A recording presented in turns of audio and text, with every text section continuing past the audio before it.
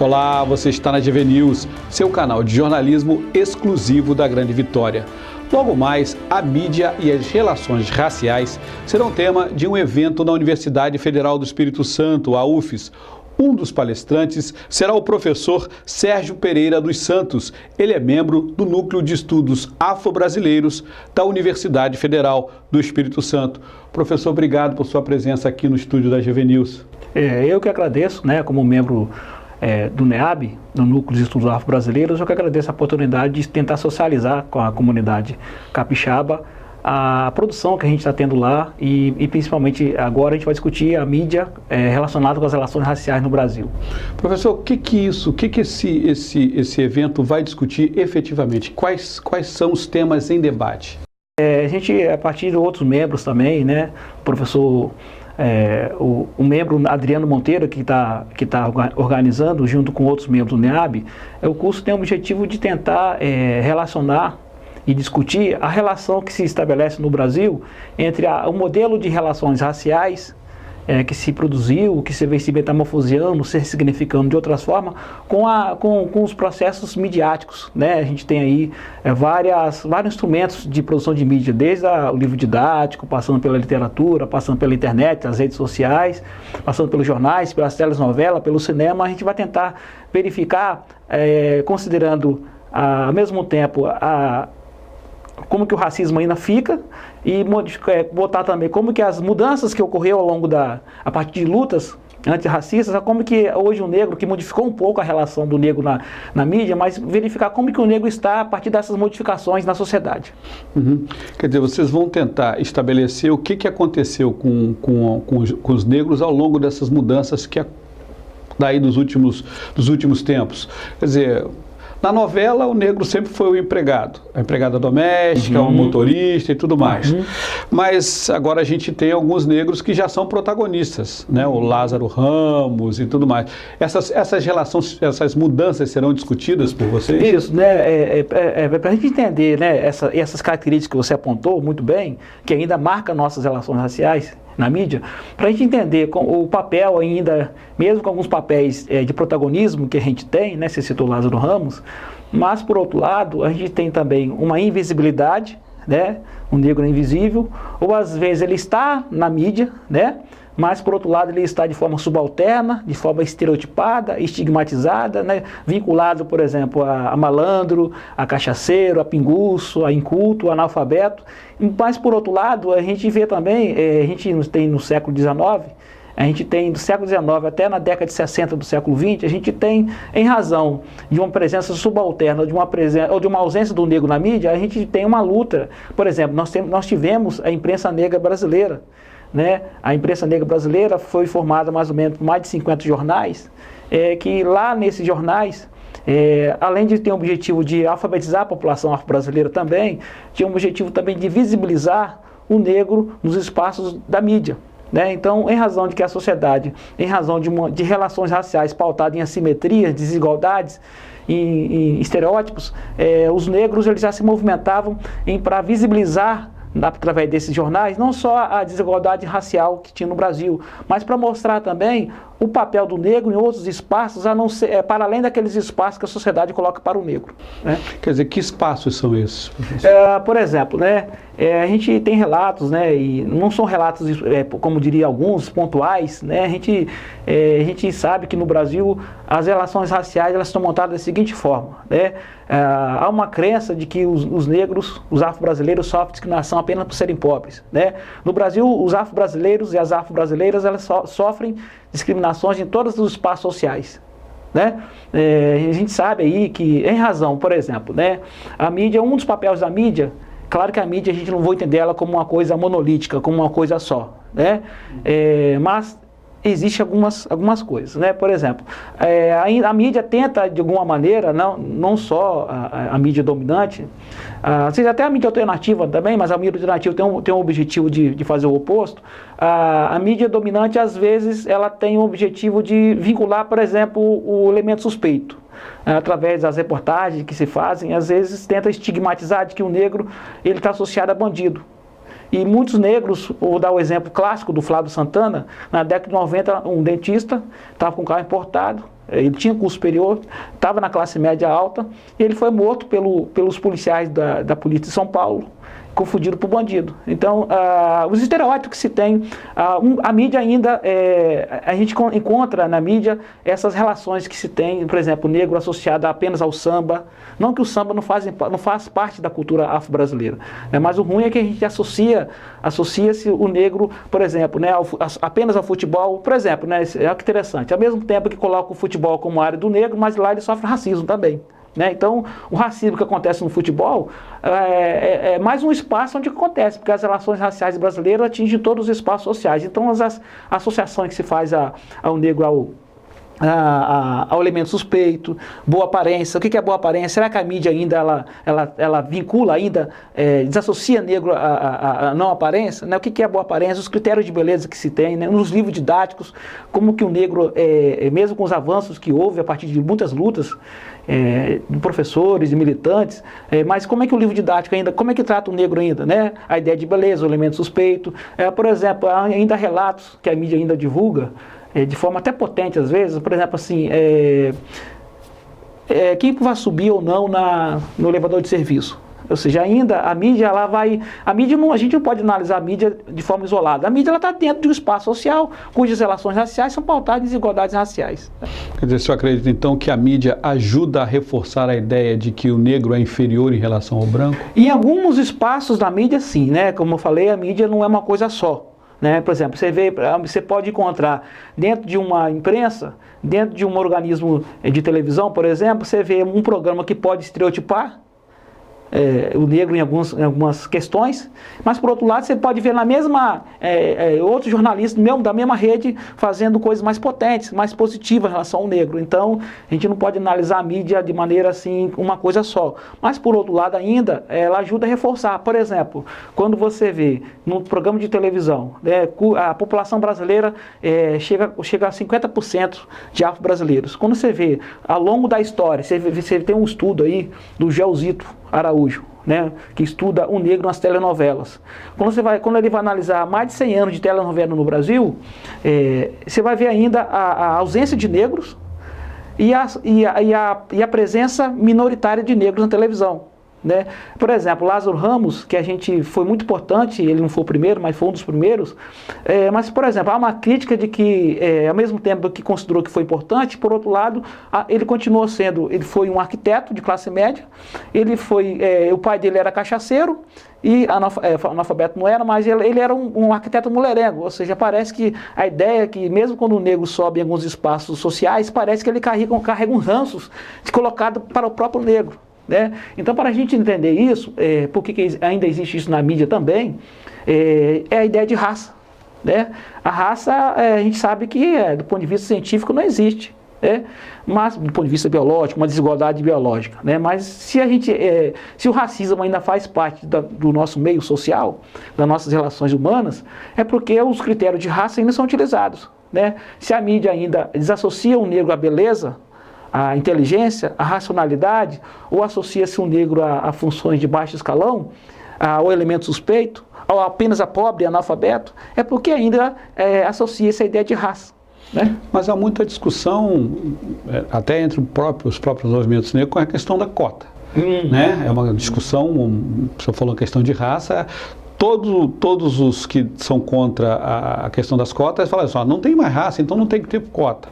Mas o senhor está dizendo que eles usam isso contra as cotas, mas na realidade a raça existe. A discussão de raça está implícita nas relações sociais. É muito pertinente essa fala sua, porque as desigualdades raciais que existem no Brasil, para além da classe, né, da desigualdade de gênero, as desigualdades raciais ela opera utilizando o racismo como um critério de produção de dominação, produção de desigualdade. Né? Ao mesmo tempo que nas relações, por exemplo, dizem que no Brasil nós somos uma população diversamente miscigenada. Nós somos miscigenadas. Né? Mas por que essa miscigenação ela não se dá em todos os espaços sociais, principalmente nos espaços de poder, de privilégio, no espaço de riqueza material, de riqueza simbólica? Por exemplo, já que somos miscigenados, por que na universidade brasileira, principalmente nos cursos de alta potência, como medicina, arquitetura, direito, psicologia,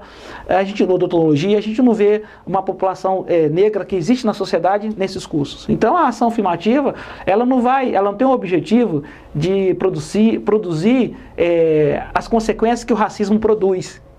Pelo contrário, o objetivo da ação afirmativa é tentar dirimir, diminuir ou acabar com as desigualdades raciais e para permitir um nível de igualdade junto com os brancos. Então, quando utiliza-se o critério de raça, não é para produzir uma inferiorização ou uma superioridade de grupos. Pelo contrário, é para equalizar. Né? O fundamento que justifica a ação afirmativa é tratar desigualmente os desiguais.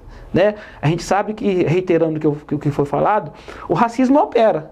O negro no Brasil, quando ele tem acesso à riqueza e acesso à escolaridade e acesso a status social, inclusive fama, né?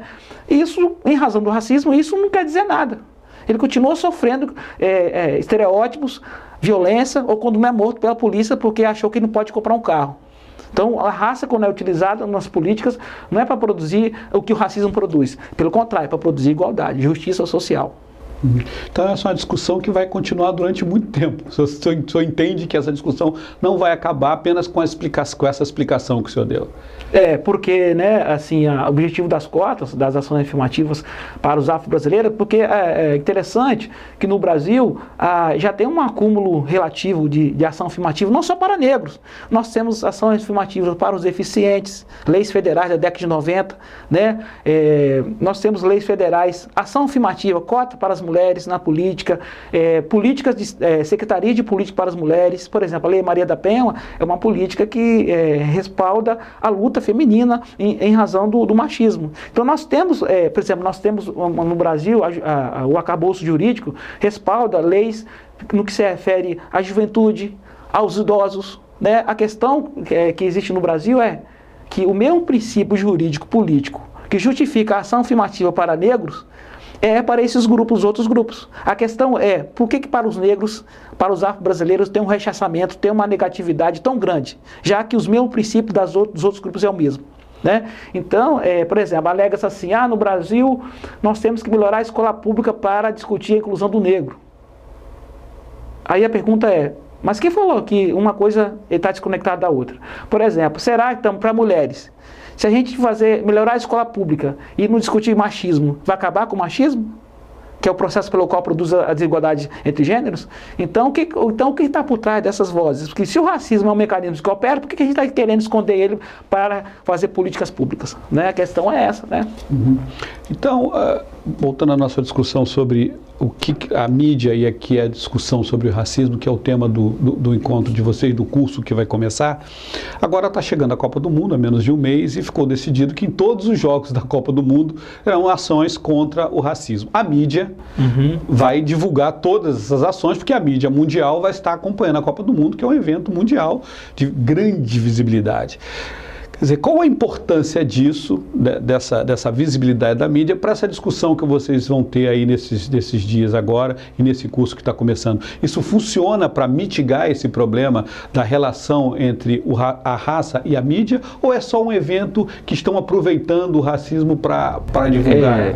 É meio ambíguo, né? Eu acho que não é uma coisa só, porque a gente sabe que o Brasil, desde o século XVI, ele se constitui, né, como um mecanismo, tanto na escravidão quanto depois dela, né? Inclusive depois da escravidão utilizou-se de outros mecanismos para produzir desigualdade, para além da escravidão. A gente sabe que o racismo no Brasil, que as desigualdades raciais, elas operam, tem mais de 300 anos que as desigualdades raciais operam no Brasil, né? A questão é, por que a mídia nos últimos meses está tendo, né, o Brasil está sendo visto pelo mundo todo, vai ser visto pelo mundo todo, talvez é isso. A questão é, por um lado, por que a mídia parece, quando ela de maneira geral, parece que quando a mídia fala de racismo no Brasil, parece que o racismo não faz parte das nossas relações, parece que o racismo é uma coisa, né, uma coisa para além Brasil. Né? Então a crítica que a gente faz é nessa dimensão, né? Parece que quais os objetivos a mídia agora está tentando visibilizar essa questão. Por outro lado, né? Por outro lado, a faca tem mais de um gume, né? Por outro lado, é importante que é uma luta também a mídia visibilizando essa, porque há pressões sociais de todas as partes que faz com que a mídia na Copa do Mundo, né? Imagina o Brasil ser visto lá fora, né? Um país da democracia racial ser visto como um país racista. Então a mídia de alguma maneira tenta tenta lutar com essas questões. Então, por um lado, a gente pode ver com o pé atrás, porque tem interesses econômicos, interesses dos dominadores por trás. Por outro lado também, é importante também, só que que não fica só em propagandas. Por exemplo, né, será que racismo é só quando a mídia visibiliza ações que estereotipa negro? Será que racismo também não é verificar que a própria mídia que divulga contra o racismo e verifica que os seus gerentes, que os seus redatores, que os seus cinegrafistas, que os seus jornalistas sejam majoritariamente brancos? Então acho que não é uma coisa só. Ao mesmo tempo que é importante a mídia divulgar, né, denunciar, mas por outro lado, será que a mídia está questionando nossa própria estrutura? Mas a mídia não é parte de um todo em que toda a sociedade tem mais brancos do que negros nos postos de poder, e aí a mídia como um todo é um exemplo disso? Quer dizer, é mais um exemplo de tudo que acontece em toda a sociedade. A mídia faz parte. Então, se toda a sociedade é assim, a mídia também é. Então, se ela é assim, a questão será que esse assim é uma forma já natural? Né? Faz parte, Deus quis assim, é natural, é normal ser assim, né? A questão é que, se por um lado a mídia faz parte, ela representa também o que é a sociedade, mas por outro lado, por que ela não questiona a própria sociedade, inclusive não questiona ela própria, né? Por exemplo, no caso do Tinga e no caso do Daniel Alves, que foi o caso mais explícito do mundo, a mídia, por exemplo, se você acessava lá uma agência de mídia, de grande massa, você encontrava lá, por exemplo, 20 jornalistas de uma rede grande de TV, e majoritariamente brancos, questionando o racismo, que foi importante eles questionar, mas por que eles não questionaram, por que não tinha negro ali debatendo com eles? Né? Por um lado é importante denunciar, falar, debater, inclusive nos últimos anos aumentou a discussão, a temática racial, e as pesquisas apontam que também não só a luta negra dos grupos sociais, mas também, por exemplo, a ascensão relativamente recente de muitos negros que começam a trazer debates para a imprensa também. Então isso foi importante. Então, se por um lado eles debatem, estão debatendo, é positivo. Por outro lado, por que eles não questionam a própria branquitude nos seus espaços de poder? Né? Que a própria sociedade também como você falou, o mapa é esse, né? Por que ela não questiona o próprio mapa que ela faz parte? Né? A questão é essa. E é isso que será discutido nesses dias aí, desse curso, nessa abertura. Vocês vão tentar mostrar esse mapa do que está acontecendo entre a mídia e as relações raciais no país. Perfeito, porque para discutir a inserção ou não inserção, ou uma inserção subalterna do negro, ou uma inserção positiva do negro na sociedade brasileira, não tem como a gente não discutir as relações raciais, ou seja, como que as relações raciais no Brasil elas se movimentam, né? Será que essa ideia de democracia racial, que desde a década no final do século XIX, mas que na década de 30, com a obra do Gilberto Freire, Casa da Grande Senzala, que deu um salto, né? Inclusive ele vendia essa ideia fora do Brasil, que no Brasil, como que um país que teve a escravidão, como que um país que foi escravista tem relações raciais pautadas numa harmonia racial. Então a gente vai debater que democracia racial que ainda você vê o negro e a negra na mídia de forma subalterna, ainda de forma menor em relação ao branco. Ou às vezes, é interessante, por outro lado, eu vou dar o caso da última Globeleza, né? Foi importante também, né? Apesar de que alguns podem analisar como um estereótipo, né? Mas por outro lado, você vê poucos negros na mídia, né? Houve vários ouvintes, telespectadores que mandaram cartas, e-mails, telefonemas para a Rede Globo falando para ela diminuir o número de visualizações na TV. Então essas são provas de que ao mesmo tempo que você pode entender como um positivo, mas você vê ainda que a negra no Brasil, principalmente a negra, tá? Em alguns momentos há um incômodo muito grande, inclusive do contato físico, do contato visual. Aí é para além da ausência, né? Quando você vê a presença, você vê o incômodo que fazem, o incômodo que a sociedade, que uma parte da sociedade ainda sente, o incômodo do negro na mídia. Quer dizer, o senhor está dizendo que se, por exemplo, vamos ser bem claros, a Rede Globo tivesse 20 jornalistas negros, ela não seria tão bem vista como tendo jornalistas brancos pela própria sociedade. Claro que tem muitas pessoas brancas, negras, mestiças, indígenas que aprovam, né, que lutam, que há uma igualdade racial. Mas as experiências que se tem no Brasil, eu vou dar um depoimento da Zezé Mota. Zezé Mota fez um papel com Marcos Paulo. Na novela ela era noiva dele. E quando ela fazia esse papel, na novela era uma mulher de classe média, negra de classe média. E quando ela ia para a rua, quando ela não atuava ela falava que muitos telespectadores falavam assim: ô Zezé Mota, quando você aparece na televisão eu desligo a TV. Né? Com certeza ainda é possível, quando você vê, por exemplo, né, em relação à mulher também, por exemplo, o negro, o exemplo que você deu de 20 jornalistas negros, pode ter certeza, se fosse outro jornalista branco, as mesmas críticas que se tem uma diferença também. Né? No Brasil, quando o negro erra, e errar faz parte da humanidade, né? Ainda, principalmente se tiver no espaço de poder, por exemplo, Joaquim Barbosa, quando ele erra, ainda a gente percebe que não é como um branco erra. Inclusive, às vezes, um juiz que está abaixo da hierarquia judiciária no Brasil, às vezes, por ser branco, pode ser que ele tenha mais privilégio em relação a Joaquim Barbosa. E Joaquim Barbosa tem um grau de escolaridade, tem uma formação teórica, jurídica, política, muito forte. Mas o ser negro no Brasil, principalmente nos espaços de poder, que desde a escravidão a gente tem acesso, negros têm acesso à escolaridade, mesmo subalterno, mas temos acesso eu estava lendo a história de um médico negro no século XIX no Brasil, que ser médico negro, o fato de ele ser médico não tirou não aliviou os estereótipos, o racismo que ele sofria. A gente tem uma falsa ideia de que no Brasil a mídia também ela ajuda para esse processo, não toda a mídia também, mas de que basta um negro ascender que acaba o problema dele. Ainda no Brasil, ainda é meio complicado. Né? Professor, eu queria agradecer aqui a sua participação aqui na GV News, para te conversar um pouco sobre essa relação mídia e racismo, que é uma relação que vai ser discutida durante muito tempo, não só na mídia, mas toda a estrutura da sociedade brasileira, que ainda tem esses embates todo o tempo todo. E convidar o senhor para voltar outras vezes, para a gente ter essa conversa outras vezes, que é uma conversa que não se esgota, nunca não vai se esgotar de maneira nenhuma no país, infelizmente. Eu posso destacar só um aspecto que esse concurso vai abordar, assim, além de abordar as relações raciais na mídia, um outro foco, né, até propositivo, é o papel da educação, né? Racismo, relações raciais, mídia e educação, né? Como que a educação ela ajuda a gente debater, ressignificar e mudar. Por exemplo, assim, você poderia perguntar, não, mas os jornalistas não teve uma formação acadêmica que permite discutir essas coisas. Aí que entra a educação. Nós temos uma lei chamada 10.639, de 2003, que exige que os cursos de graduação e de pós-graduação, em todas as áreas do conhecimento, discute formação de professores, não só de professores, do bacharelado também, discute uma educação antirracista, que possibilita discutir a história e cultura afro-brasileira e africana de forma positiva. Então, talvez a educação, se a educação que nos transforma racistas, possivelmente, positivamente, ela vai possibilitar uma formação antirracista que vai permitir que a mídia também, de alguma maneira, ressignifica, rediscute, muda essa história branca que ainda... branca que eu falo, não no sentido de descaracterizar as pessoas que são brancas. Branca no sentido...